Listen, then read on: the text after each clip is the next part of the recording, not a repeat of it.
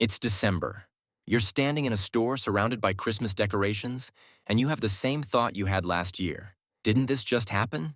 It feels like January was only a few weeks ago. The strange thing is that almost every adult knows this feeling. The years seem to move faster. Birthdays arrive more quickly.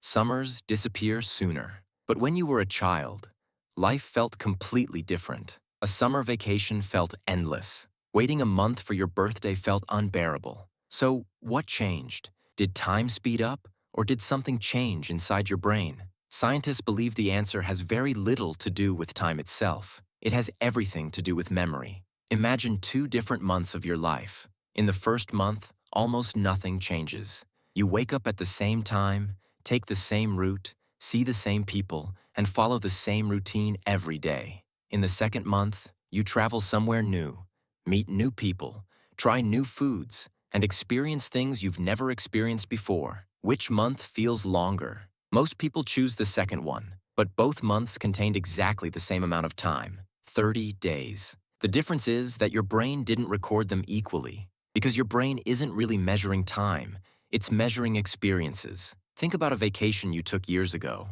Maybe it lasted only a week, yet when you remember it now, it feels surprisingly large, rich, and detailed.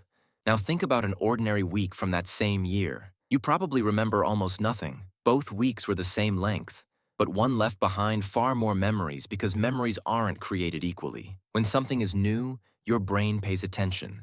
And when your brain pays attention, it creates stronger memories.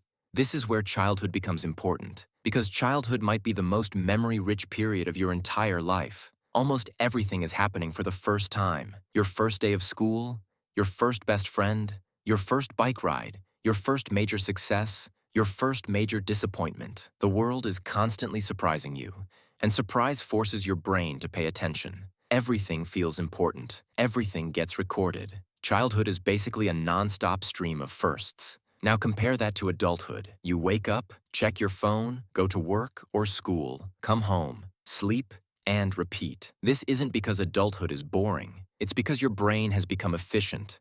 And efficiency comes at a cost. Imagine taking 1,000 photos of the exact same thing.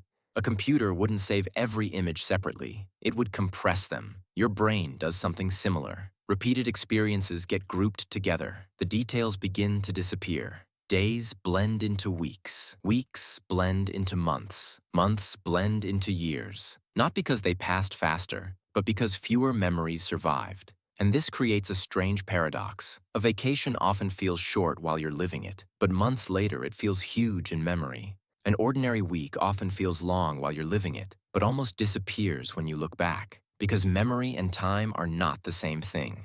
Which raises an interesting question. Can you slow life down? Researchers increasingly think the answer is yes, not by finding more time, but by creating more memorable experiences. Travel helps, but novelty can be surprisingly small. Take a different route home, learn a new skill, read something outside your usual interests, try a new hobby, talk to someone you wouldn't normally talk to. Anything that forces your brain to stop predicting and start paying attention. Because attention creates memory, and memory creates the feeling of a rich life. Maybe the reason childhood felt endless wasn't because children have more time. Maybe it's because they have more firsts, more discoveries, more surprises, and more reasons to pay attention. Maybe time isn't speeding up as you get older. Maybe your brain is simply compressing more of it. The clock never accelerated.